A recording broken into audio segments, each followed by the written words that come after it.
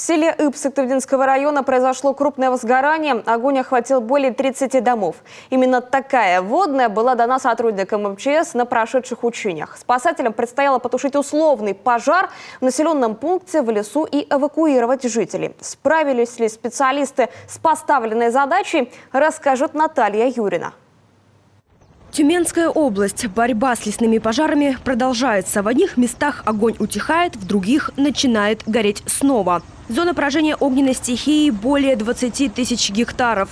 Населенные пункты в зоне риска спасатели эвакуируют.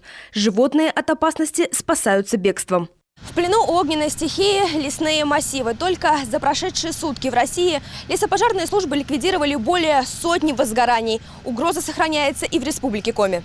Май в этом году выдался аномально жарким. Солнечную погоду синоптики прогнозировали. С повышением градусов на шкале термометра растет и вероятность лесных пожаров.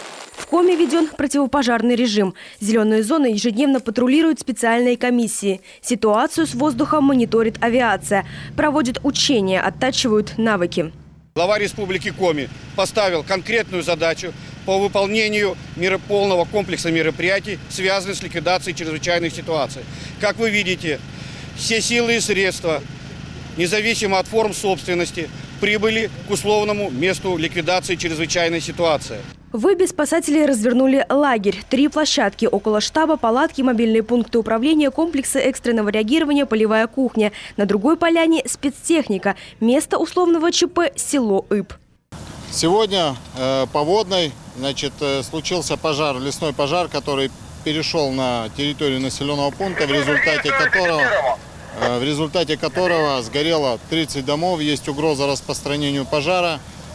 Для ликвидации последствий лесного пожара и ликвидации техногенного пожара поднята по тревоге аэромобильная группировка Республики Коми в составе 100 человек и 21 единицы техники. Первым делом спасатели мчатся к водоему. С помощью насоса вода поступает в рукавный автомобиль. Такую технику используют на крупных возгораниях. Длина рукава достигает до 2 километров. Пока механизм отлаживают, специалисты МЧС время не теряют. Окапывают территорию, тушат условное возгорание водой с пенообразователем из специального ранца. Главное – не допустить распространения огня. После мобильного реагирования начинается проливка зданий, охваченных условным огнем.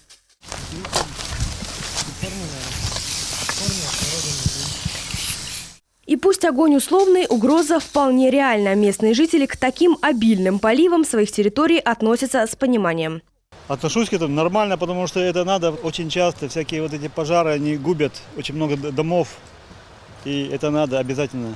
Условный пожар потушен. Спасатели выдыхают, собирают рукава и вновь отправляются к штабу. Как отмечают специалисты МЧС, отработка навыков в бою с огнем пригождается. В этом году в Коми произошло уже 7 лесных пожаров. Возгорания населенным пунктам не угрожали. Огонь тушили в сутки обнаружения. Как отмечает Алексей Пархамович, пожарная обстановка держится на жестком контроле.